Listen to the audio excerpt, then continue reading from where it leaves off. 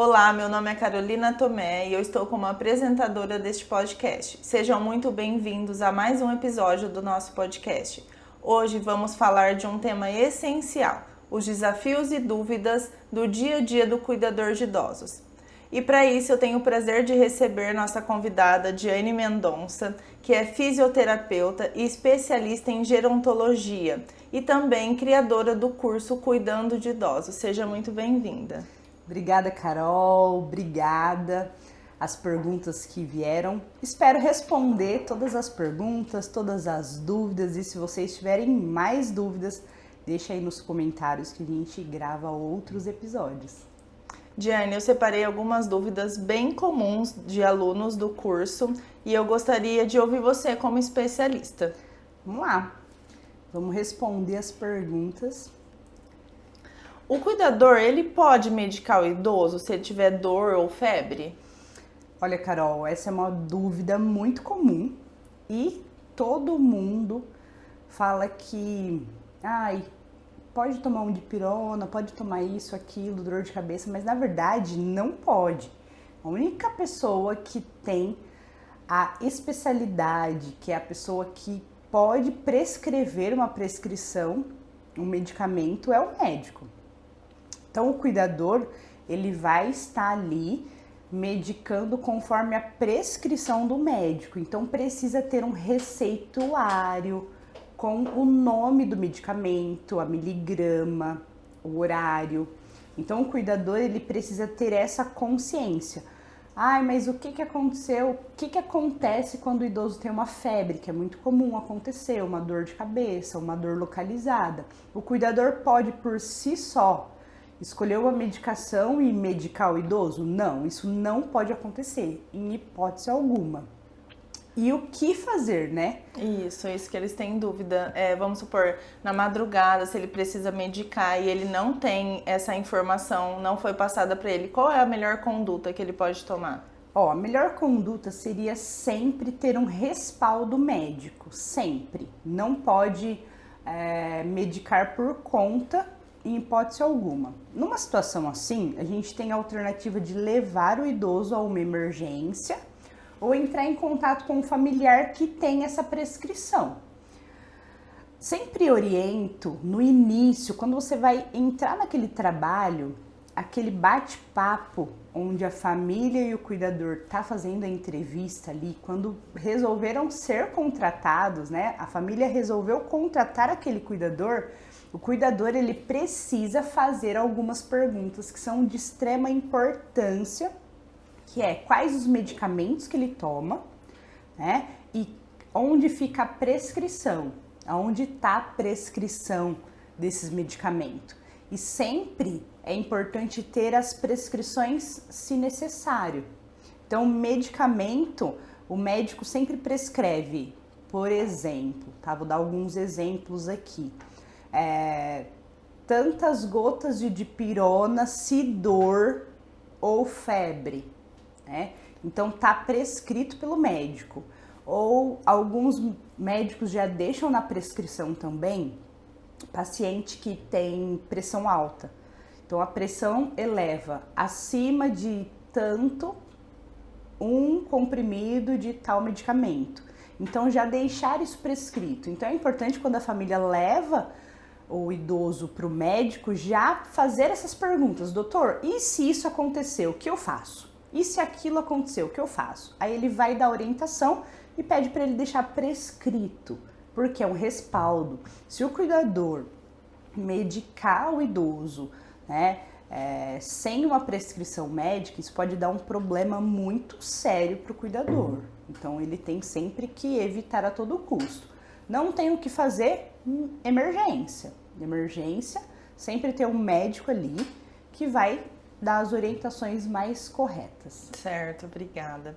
Tem uma dúvida também que é muito comum hoje em dia, principalmente. Em relação às atividades domésticas, o cuidador, ele é obrigado a fazer, não é obrigado? Em que situações? O que ele pode ajudar dentro da casa ou não? Ele só cuida do idoso mesmo?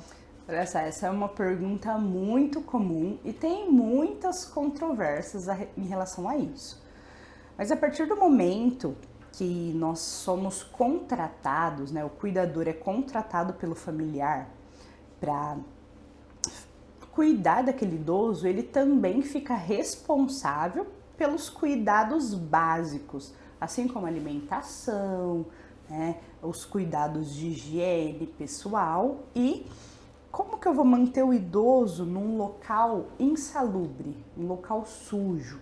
Então, assim, existem inúmeras situações, tá? Muitas das vezes, quando o cuidador ele trabalha para uma instituição, uma empresa onde tem prestadores de serviço, onde tem uma pessoa responsável ali, ele vai definir com essa empresa as tarefas desse cuidador. Agora, quando ele vai diretamente, sempre causa faz isso, faz aquilo. A partir do momento que eu cuido do idoso, tem algumas casas que tem toda uma equipe, certo? O cuidador, certo. A cozinheira, né? A pessoa que faz a limpeza, né? Que isso é o melhor dos mundos, eu costumo falar. Todos gostariam então, de ser assim. Todos. Seria muito mais fácil. Então, o cuidador tá ali somente para cuidar do idoso. Só que não é a realidade, né? Da maioria das casas.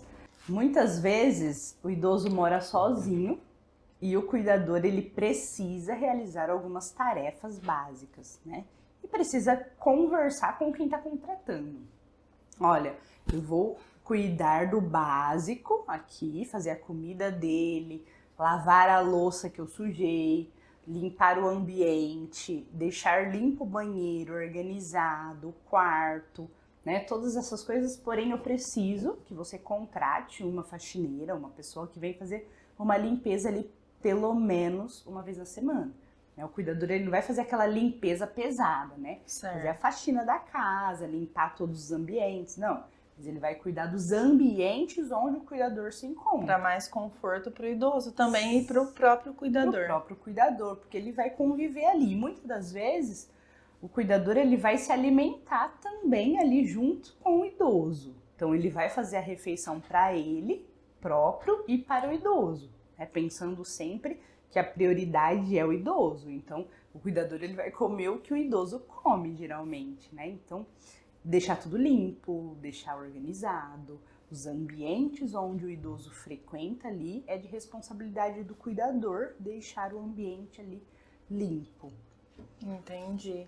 E já entrando nesse assunto, se o cuidador deve ou não fazer esses outros serviços, o que é melhor para o cuidador, MEI ou CLT?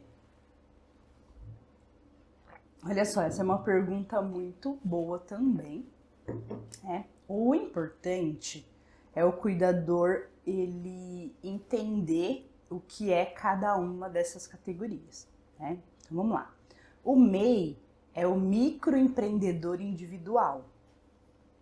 Então ele abre uma empresa que ele recolhe ali o INSS. Então pensando em futuro, como ele é MEI, ele não está disponível ali, então ele pode fazer os horários dele, ele pode ir fazer um plantão em uma casa, no hospital, em algumas residências, prestar serviço para algumas empresas. Então ele consegue organizar os seus horários conforme ele queira.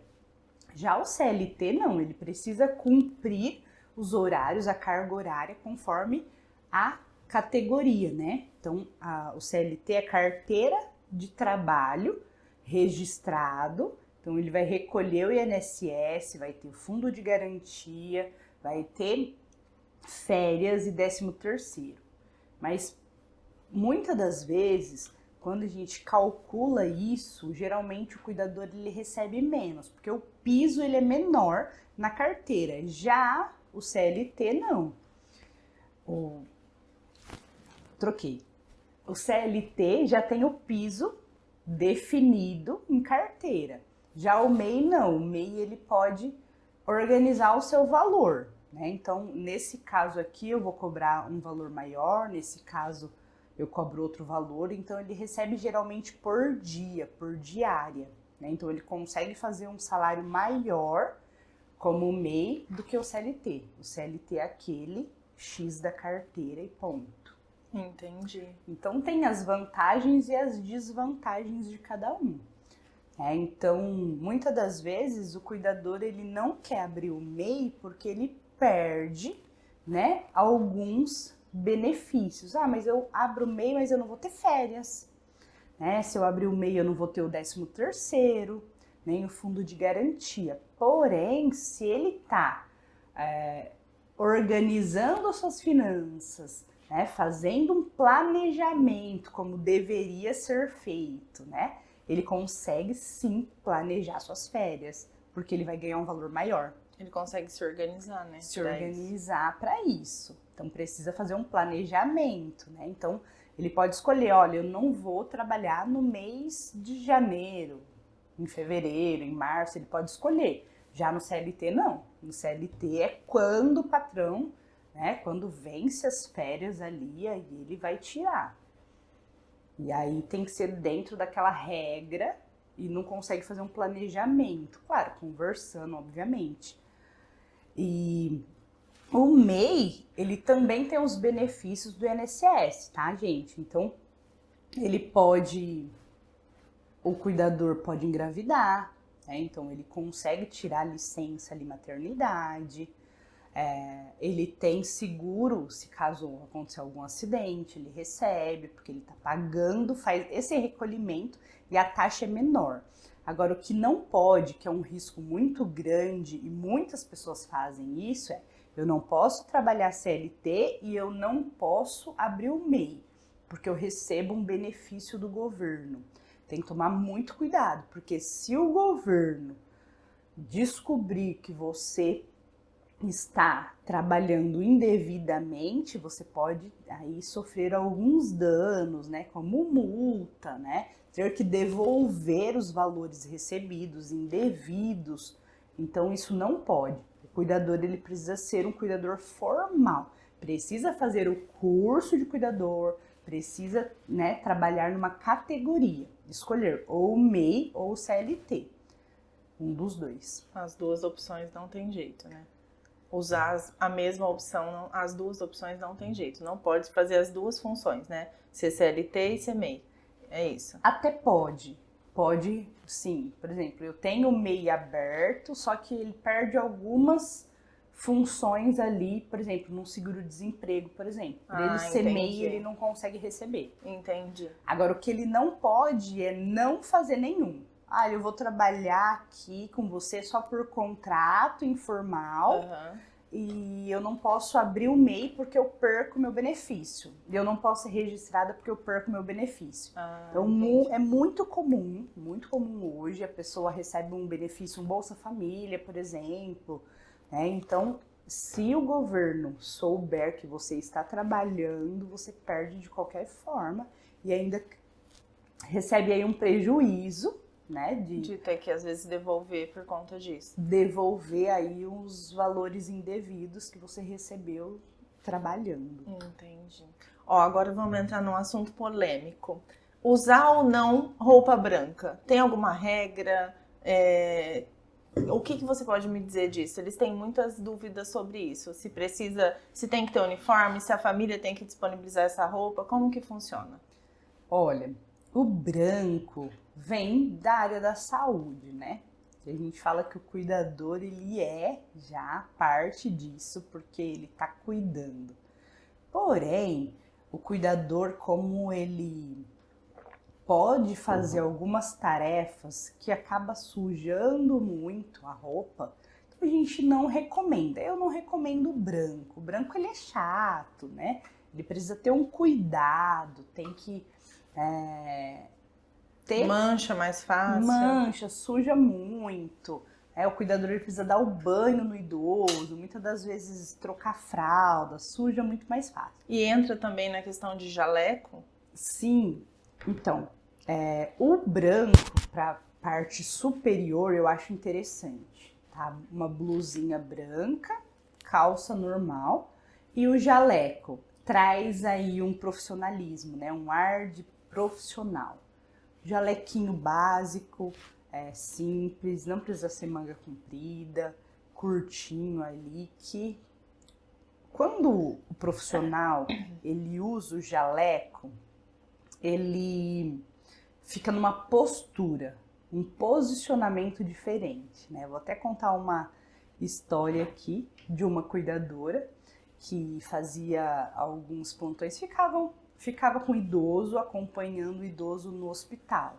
Ele precisou ficar alguns dias, algumas semanas ali, e ela ficava com ele durante o dia e todos os dias ia sem o jaleco, com roupa normal.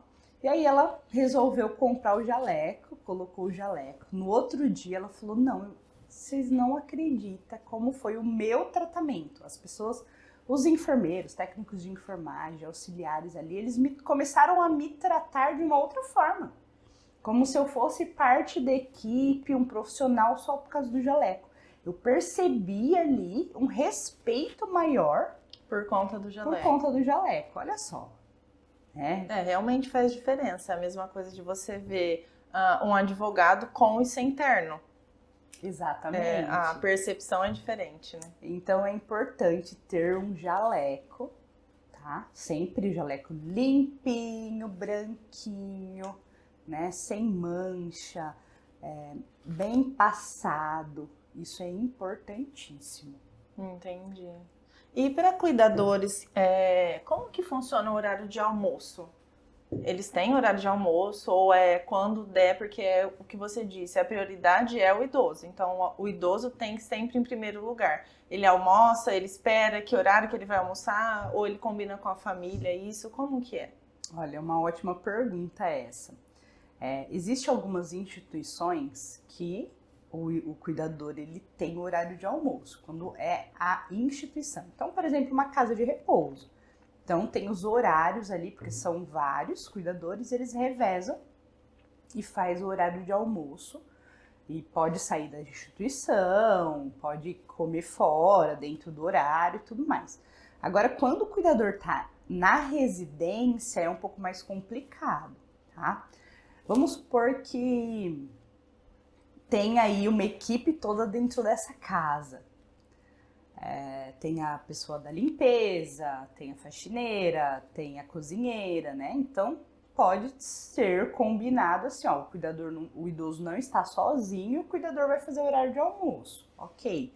Agora, muitas das vezes é o cuidador sozinho com o idoso. Então, não dá para sair da residência, né? Olha o risco, dentro do meu horário. Como, né? Deixar o idoso. E deixar o idoso sozinho, né? Então, ele vai fazer ali um descanso na hora que o idoso tá no descanso dele também. Então, ele não pode sair. E muitas das vezes pode ser conversado isso com a família, combina antes. Olha, posso almoçar junto? Tem família que faz questão de, não, vamos comer junto ali, os dois sentados na mesa. Tem algumas situações que não dá, né? Que o cuidador ele precisa auxiliar, né, a comida na boca, e aí depois ele come, depois que ele finalizou, colocou o idoso para descansar. Geralmente, nas rotinas, tem o descansozinho do idoso após o almoço. E aí, nesse horário, o cuidador também faz um descanso ali, que é onde ele dá uma relaxada, pega no celular. Isso serve também quando o cuidador acompanha o idoso em hospitais, né? Sim, também da mesma forma. Tem o horário de almoço, né? Aproveitar o descanso do idoso e aí a hora que ele consegue comer. Aproveitar ali e avisar, ó, tô indo almoçar, geralmente quando é mais de uma pessoa no quarto, avisa a equipe de enfermagem quando é no hospital, ó, tô indo almoçar. E muitas das vezes no hospital o refeitório é em outro local. Alguns o idoso e o cuidador comem no mesmo quarto, mas muitas das vezes o cuidador precisa ir no refeitório fazer a refeição. Entendi. Então precisa ser orientado também, ó, tá tudo bem, tá seguro, a grade levantada no hospital, tô avisando a enfermagem, ó, tô indo almoçar e já volto. Entrando nessa questão de conversar com a família em relação ao almoço, né, combinar, como funciona quando o cuidador ele não concorda com a opinião da família, do filho ou do parente? Como que ele pode agir nessa parte? Olha, e não concorda, depende, né? Depende o que ele não concorda. Depende o que ele não concorda, porque muitas das vezes ele não vai concordar. Então a gente tem sempre, o cuidador, ele tem sempre que ter o bom senso de entender a situação, né?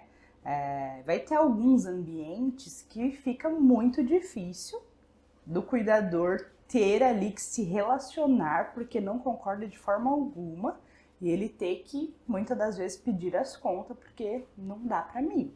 Então, a partir do momento que você se sente mal naquele ambiente, onde você não consegue ter um bom relacionamento, entrar em relacionamento atrito com a família, né? Exatamente. Então, assim, o que não faz bem para mim, agora, a partir do momento que ele tá fazendo, que alguma coisa ali tá fazendo mal pro idoso, né? Olha, eu não concordo porque tá fazendo de uma forma que tá prejudicando o idoso. E aí, nessa situação, prejudicando, ou o idoso tá tendo algum prejuízo, tá tendo algum risco, nessa situação eu oriento sempre o cuidador a denunciar algumas situações. Entendi. Então, tenta sentar, entrar num acordo, conversar. É que depende de cada situação. Da situação, né? Depende o dia também. Às vezes falou alguma coisa, alguma resposta que não foi agradável e depende também quem interpreta, né? Exatamente. Eu sempre falo que o cuidador, ele precisa sempre conversar. Tô incomodado, tem alguma coisa que não tá legal, senta com a família e é importante no início da contratação deixar algumas coisas pré-estabelecidas em contrato, tá? Então, quais são as minhas tarefas? Isso deixar definido no contrato. Porque é muito comum, e como a gente tinha conversado sobre as limpezas domésticas, tá definido que o cuidador tem que dar o banho, a alimentação, né, fazer alguma atividade, caminhar com o idoso, manter o ambiente organizado. Manter o ambiente organizado e a família vira e, olha, dá pra lavar a varanda pra mim? Tenho que ter o bom senso. Peraí, eu tô ociosa? Dá pra fazer pra ajudar a família? Consigo, sem colocar em risco o meu paciente? Sim, eu consigo fazer. Deixa o idoso ali perto de você, sentadinho, vou dar uma lavadinha aqui, tô de olho, não me custa nada. Só que também tem a questão de, eu vou fazer a tarefa, vou pegar esse exemplo, vou ali lavar a frente, eu deixo o idoso sozinho, ele cai, quebra o fêmur, a responsabilidade é totalmente do cuidador. Mesmo que a família pediu para ele lavar a frente da casa. Então, o cuidador, ele precisa avaliar o ambiente, entender, né? Tem hora que não custa também eu fazer alguma coisa para ajudar a família. Tô tranquilo, não vai cair minha mão se eu fizer, né? Mas eu preciso avaliar, peraí, eu consigo fazer sem prejudicar o idoso? Ou a família tá abusando ali, pedindo muita coisa, porque um dia pede para lavar frente, outro dia pede para lavar a roupa da família inteira. Não, peraí. Vamos lá, vamos conversar, vamos sentar novamente. Lembra que quando a gente conversou, era essas tarefas? Então sempre tem me pedido outras coisas que não é das minhas atribuições. Podemos resolver isso? Né? Então assim, eu já vi situação onde o cuidador, ele senta com a família e ele fala, então vou te pagar um pouco a mais para você levar o cachorro para passear junto com o idoso. Ok, então tudo é conversar. E o idoso, né? Está junto, o idoso tá juntando o útil tá ao aqui agradável. Sentado aqui, o cachorro de um lado, o idoso do outro, ou colocando comida pro cachorro. Peraí, não é da minha função, mas não custa eu fazer. Então tudo tem que ser conversado, não é uma regra. O cuidador não faz absolutamente nada, ou o cuidador faz tudo. Não é assim. Tudo tem que ser analisado e tem que ter um bom senso das duas partes. Então eu sempre falo pro cuidador, tá ficando incomodado com a situação? Senta e conversa. Nem toda conversa é um conflito. Sim. É uma briga, vai gerar um desconforto. Mas conversa, abre seu coração. Olha, eu tô me sentindo um pouco prejudicada nessa situação, né? Um bate-papo normal. Às vezes o cuidador, ele fica tão chateado com algumas situações e não conversa, não leva pra frente. E aí cada vez mais vai prejudicando, né? Porque a família também pode ter essa impressão que o cuidador tá deixando, não tá conversando, E aí prejudica o idoso, né? Exatamente. Então sempre precisa alinhar, conversar, bater um papo ali, explicar o que está acontecendo, né? O que você não está concordando. E esse diálogo é sempre muito importante. Entendi. Agora vamos entrar num assunto delicado. O que o cuidador pode fazer se caso ele for acusado de roubo? Você já teve alguma situação assim que você já acompanhou ao longo da sua trajetória? Como que ele pode lidar com isso? Olha só, essa é uma pergunta muito comum acontecer. Vou contar até uma história para responder essa pergunta. Um dia a gente recebeu uma ligação de uma cuidadora, de uma aluna, que estava chorando e as meninas atenderam o telefone e ela, nossa, eu tô muito chateada porque eu fui fazer o plantão na casa tal e a idosa me acusou, falou que eu roubei um pertence dela e não sei o que e tal. Aí a minha pergunta foi, mas e aí, você roubou? Lógico que não. Mas a idosa tem Alzheimer, não tem? Tem. Né? Então, assim, o idoso com Alzheimer, com uma demência, ele pode ter, né? A gente não pode generalizar, ele pode ter alguns comportamentos alguns comportamentos de acusar, de achar que alguma coisa sumiu. Relógio sumiu, algum pertence, meu anel de ouro, meu dinheiro que estava guardado, né? Então, quando o paciente tem a demência, a gente meio que entra na história, né? Vamos procurar, vamos entender o que aconteceu, né? Para também dar um respaldo, porque às vezes o idoso fala para algum familiar e o familiar não sabe, né, se é real, se não é, o que aconteceu e fica, né, não quer falar com a cuidadora.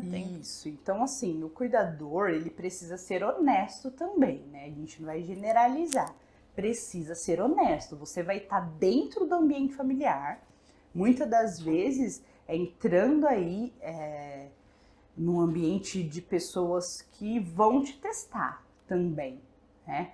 É muito comum a família às vezes deixar o dinheiro em cima, vamos ver se vai mexer, vamos ver se vai pegar, vamos colocar a câmera ali e ficar espiando. E quando vem essa pergunta, professora, e quando a família coloca a câmera na casa? Ótimo, tem que colocar câmera. Porque aí acompanha o trabalho do cuidador. Exatamente, se você está fazendo um bom trabalho, fazendo tudo direitinho, você não precisa ter medo da câmera. A câmera ali é um respaldo para você. Não, pode olhar na câmera. Eu cuidei, eu fiz isso, eu fiz aquilo, tá tudo certo. Então, assim, o cuidador ele precisa ser honesto, tá? Não vai mexer naquilo. Conversar com a família, explicar, olha, aconteceu esse episódio. O cuidador, o idoso falou que eu mexi nas coisas dele, que eu peguei alguma coisa, mas isso não é verdade, né? Mas eu posso ajudar a procurar, você tem essa informação? Não, ele faz isso, já fez isso outras vezes, fica tranquilo. Agora, quando é o paciente com Alzheimer, a gente precisa mostrar para esse idoso uma confiança. Se ele te acusou de roubo, é porque ele não confia em você. Então, ele precisa cativar esse idoso para ele confiar. Precisa confiar. Que pode acontecer outras vezes também. Pode acontecer. E pode acontecer com outras pessoas. Então, a pessoa da limpeza foi ali, ela roubou. Não, ela não fez isso. Foi eu que guardei. Encontra, né, o objeto que ela está sentindo falta. E muitas das vezes o idoso guarda em algum lugar que nem sabe. Já teve vários casos engraçados de tênis dentro da geladeira, o paciente com Alzheimer, algumas coisas escondidas, tipo comida, alimento nas gavetas. Então, isso pode acontecer. Então, o cuidador ele precisa conhecer quem é esse idoso. Se esse idoso tem uma demência, se tem um Alzheimer, Então, alguns comportamentos é importante ali entender a demência, os comportamentos da doença, para ele saber lidar. Entendi. Com o idoso e com a família, né? E com essas situações. E com essa situação. Então, muitas das vezes também, a família não tem o conhecimento que o cuidador tem. Então, vocês, cuidadores que estão nesse curso, que fizeram o curso, têm muito mais conhecimento, muitas das vezes, do que o próprio familiar sobre esse tipo de comportamento. No curso tem aula sobre isso. Como lidar com o idoso. Como lidar com situações, né? Que o idoso tá agitado, agressivo. Então, a família seria muito importante também ter esse conhecimento. Tá? Então, você, cuidador, pode levar esse conhecimento para a família. Apresentar o curso, apresentar aí, né, as nossas informações nas redes sociais. Então, tem muito conteúdo. Então, é importante aí que o familiar... Porque a família, muitas das vezes, quando recebe um diagnóstico difícil, ele, a princípio, não aceita, né, e nega. Tem um período de negação ali. E aí E o cuidador tendo conhecimento, falando que tem o curso, que tem o conteúdo na rede social, a família pode assistir e saber como lidar. Porque é o que você disse, assusta, né, a informação. E ela tendo o conhecimento da informação, ela vai conseguir lidar tanto com o idoso quanto com essas situações que pode acontecer. É isso mesmo. E entrando nessa questão do Alzheimer, geralmente eles são agressivos? E se eles são, como que o cuidador lida com isso? Com a agressão, se caso houver? Olha só, o idoso com uma demência, com um Alzheimer, ele pode ter sim. A gente não pode generalizar que todos são, mas eles podem ter períodos, né, de agitação, de agressividade. Então, a gente precisa entender qual foi o contexto que isso aconteceu. Isso vem acontecendo com o tempo, o idoso sempre foi assim. Então, o cuidador, aquele cuidador que ele já conhece o idoso, já está com o idoso há um bom tempo, ele já sabe o comportamento desse idoso, tá? Existe, sim, pode acontecer, porém esse cuidador, ele precisa informar a família, precisa acompanhar e essa família precisa buscar aí auxílio dos médicos. Esse idoso agressivo, ele precisa ser medicado, tá? Agora, situação muito pontual. Tem alguma coisa que isso não acontece nunca, de repente aconteceu. É uma situação isolada, Isolado. Né? Então precisa investigar, tá? Por que ele tem essa mudança de comportamento? Esse idoso, ele precisa ser acompanhado pelo geriatra. Porque muitas das vezes a infecção pode causar mudança do comportamento. Olha que interessante. Então, encaminhar aí para ver se não tem nada sistêmico ali. Faz uma investigação, se é alguma infecção de urina, alguma coisa que mudou o comportamento desse idoso. Ou privação de sono também, as pessoas ficam nervosas, né? Também, né? Esse idoso precisa dormir bem a noite toda para ficar bem durante o dia. E às vezes, muitas das vezes, é algum comportamento ou o próprio ambiente, né? Então a gente tem situações internas, intrínseca e extrínseca. Que ambiente que ele está agitado? Que ambiente que ele está nervoso, agressivo, né? Como que chegou uma pessoa, ele ficou agressivo a partir do momento que chegou uma pessoa estranha ali, peraí.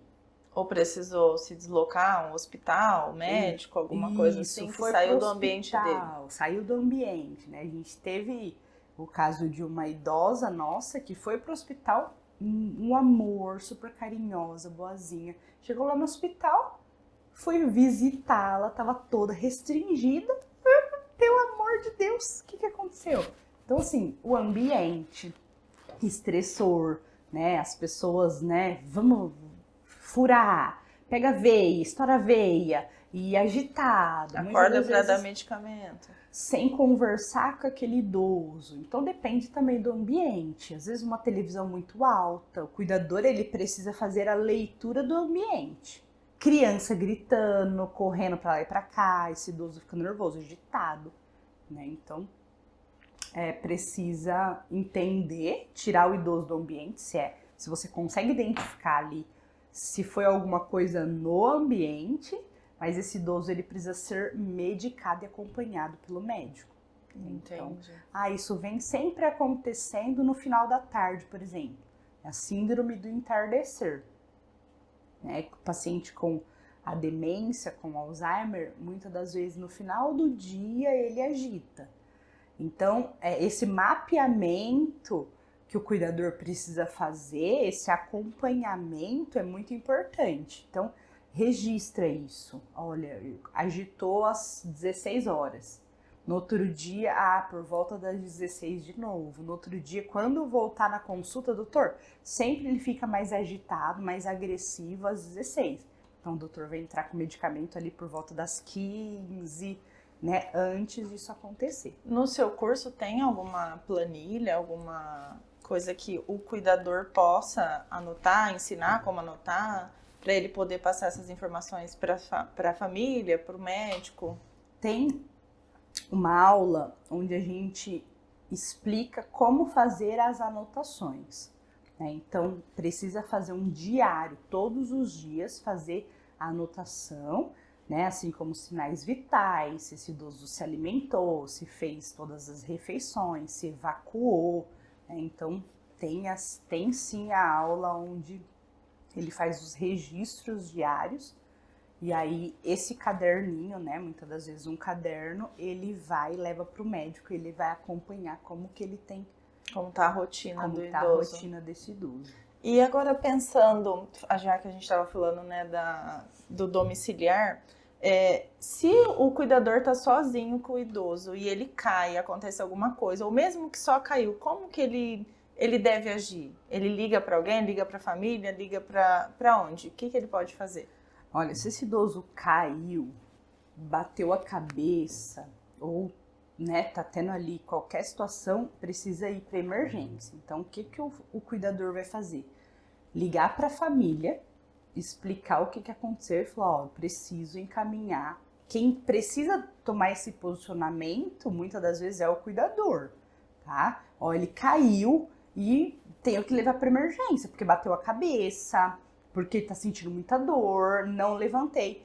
É importante deixar o idoso aonde está, principalmente quando bateu a cabeça, se tem risco de ter fraturado o fêmur. Não mexe no idoso. Não mexe no idoso, porque ele pode aí prejudicar o idoso. Agora, tem aquela situação onde o idoso cai e ele mesmo já tenta se levantar, já quer levantar e não tem jeito. Você vê que ele mesmo tá se mexendo. Agora, se você não consegue segurar o idoso ali no chão, não, eu tô bem, quero levantar, não aconteceu nada, mas é importante entrar em contato com a família, explicar o que aconteceu e falar, eu acho muito importante já encaminhar para o hospital, por mais que ele voltou a andar, tá andando, mas eu vi que bateu a cabeça, então preciso ir para fazer um check-up. Aí se a família se posicionar, não, ele já tá andando, já tá bem, eu tô indo aí, mas a orientação do cuidador é sempre bom encaminhar para o hospital. Entendi. E se caso esse idoso, vamos supor, você disse que às vezes ele cai, ele mesmo já quer levantar, e quando entra nessas questões de resistência, de não quero tomar remédio, como ele pode agir? Olha, depende de cada idoso e cada situação. Se é um paciente com Alzheimer que se recusa a tomar um medicamento, né, o cuidador ele pode, né, entrar com algumas alternativas, algumas estratégias para que aquele idoso aceite a alimentação, aceite o medicamento, né? Então, tem uma idosa aqui na clínica que ela só aceita o medicamento quando é para beleza. Né? Então, muitas das vezes a gente vê aí o cuidador, é aquele medicamento, é aquele pra ruga, cabelo, pro cabelo, aquele pras unhas, então aceita bem. Então tem que conhecer o idoso. O cuidador precisa entender quem é esse idoso, que história que ele carrega, né? Tem idoso que não gosta de tomar medicamento, de jeito nenhum. Muitas das vezes precisa macerar, né? Trazer junto, na primeira colherada ali da refeição. Né? Então, tem estratégia. Vamos comer uma banana, coloca o comprimidinho ali na banana cortada. Interessante esse da banana, nunca tinha ouvido falar. Coloca, esconde ali, ó. Vamos comer uma banana, olha que delícia, tá docinha. No suco, já aconteceu da gente precisar, não pode dissolver todo no copo todo. Tem que ser só naquele pouquinho, porque se ele não toma tudo, né? Então, todo o suco perdeu o medicamento. Então, junto com a refeição, na primeira colherada. Então, algumas estratégias. Claro que o mais correto é o medicamento sem macerar com água. Mas, muitas das vezes, não é sempre essa realidade que a gente encontra. Então, precisa de algumas alternativas e o cuidador precisa ser criativo. A gente tem uma aula só de criatividade. O que é? Criar o tempo inteiro, porque tem muitas resistências, não é só o medicamento. Resistência para banho, resistência para troca de fralda, resistência para fazer... Para comida, muito comum, né? Isso é água. Não vou beber água de jeito nenhum. E aí vai das estratégias. Essa é a água que o padre trouxe. É água. Que água que você acha que é essa daqui? É uma água especial? É água que foi benzida. É água de coco, é água da cisterna. A gente tem que se reinventar todos os dias. O tempo inteiro. Olha, na taça, bebe comigo, vamos brindar. Água saborizada, água com limão, água com morango, abacaxi. E aí vai. Entendi, que legal. Em relação aos cuidados sobre os aparelhos de pressão, eu vejo que tem o digital e tem o que não é digital, que é o que era mais usado. Qual que você mais indica? O que é mais fácil para o cuidador? Olha, o que é mais fácil para o cuidador não é o melhor, né? Entendi. O melhor é o aparelho, aquele manual, o esfigmo. Coloca aqui, coloca o esteto, afere a pressão, né? Consegue acompanhar. A gente tem uma aula só para aprender a aferir a pressão. Mas como eu aprendo? É fazendo. Entendi. Quanto mais pratica, mais o cuidador sabe ali. No começo é difícil de auscultar, eu não consigo ver o reloginho, mas é prática, treino, treino, treino. No hospital, aquele barulhão todo, a enfermeira rapidinho já verifica. Consegue aferir. Né? Então o aparelho não atrapalha, o barulho externo não atrapalha. Mas o cuidador a primeira vez, quando está aprendendo, é difícil, mas depois com a prática. Então o melhor é esse aparelho manual. Que tem a perinha que infla tudo mais. Por quê? Porque tanto esse quanto o digital, ele precisa ser calibrado. Até esse manual precisa? Também. O manual, todo mundo compra, acha que é só trocar pilha, mas na verdade não, ele precisa, pelo menos a cada 3 meses, levar para um técnico e aferir. Então, por isso que ele não é tão fidedigno, porque ninguém calibra. Já o aparelho manual, você bate o olho no reloginho, se ele estiver fora do zero, você sabe que ele está descalibrado. Leva para calibrar, ok. Então, o digital, aquele de pulso, é mais prático. Coloca aqui no pulso, fica paradinho, espera. Só que tem que comparar sempre. Compara o digital com o manual e vê se está calibrado. Mas a cada 3 meses tem que levar no técnico. Entendi. E quando está aferindo a pressão, é melhor aferir 2 vezes ou uma vez você acha que já é garantido? Se o cuidador tem dúvida, parece que eu não escutei de novo. Afere mais uma vez. Tem que tirar a dúvida ali.